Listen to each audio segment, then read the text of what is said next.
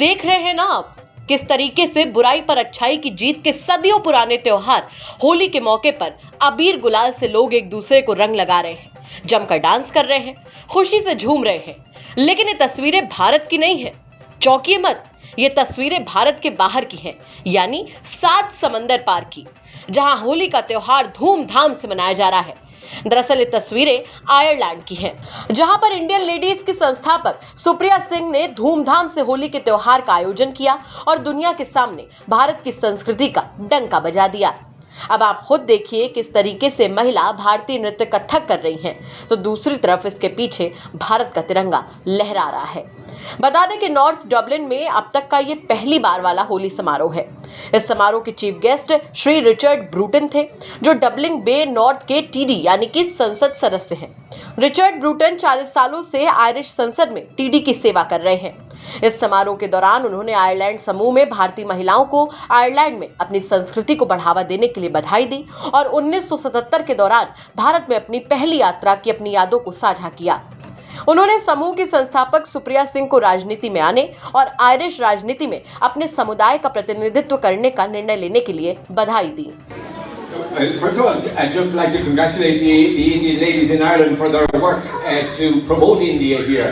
I have a long time association with India. My first visit to India was in 1977, which is hard to believe. Indira Gandhi and Moraji Desai were then contesting politics in India. It was an extraordinary time.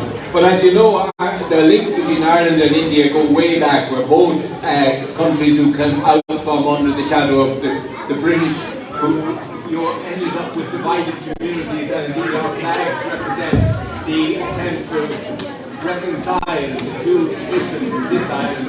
And that is so important in the world today. The spirit of reconciliation which this festival of spring Holi celebrates, the idea of renewal and making good with those you fell out with in the past. So it is a really important festival that means so much.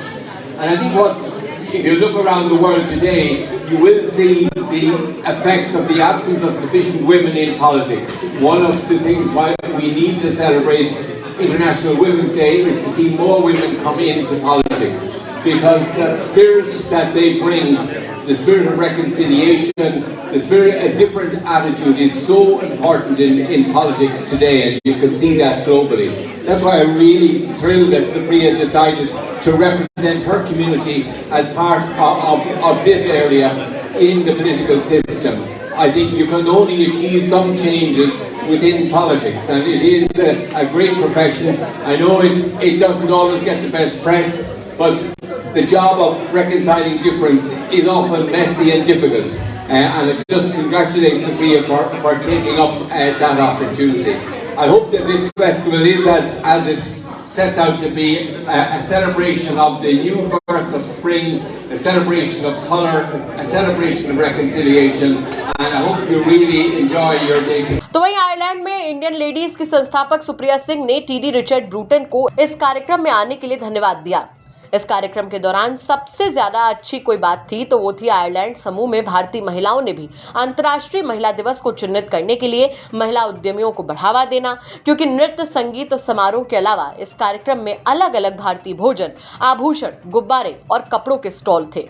अब अगर बात Ireland में भारतीय महिलाओं की संस्था की करें तो पिछले 6 सालों से आयरलैंड में भारतीय संस्कृति और प्रतिभा को बढ़ावा देने वाला एक सक्रिय संस्था चल रही है। भारत की पहली महिला आईपीएस अधिकारी डॉक्टर किरण बेदी ने अक्सर इस संस्था की पहल का समर्थन किया है, तो और कई आयरिश राजनेताओं ने भी समय समय पर इस समूह द्वारा आयोजित कार्यक्रमों का समर्थन किया है। होली हिंदू धर्म का महत्वपूर्ण पर्व है, जिसका हर भारतीय बेसब्री से इंतजार करते हैं। अलग अलग धर्म और परंपराओं वाले भारत में होली मनाने के ढंग भी कम निराले नहीं हैं, लेकिन इसका मतलब ये नहीं कि रंगों का ये पर्व केवल भारत में मनाया जाता है।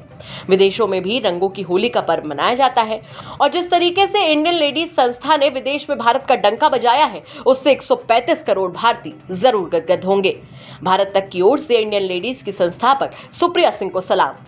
आपका क्या कहना है आयरलैंड में जिस तरीके से होली का त्योहार मनाया गया है? कमेंट करके जरूर बताएं। ब्यूरो रिपोर्ट, भारत तक।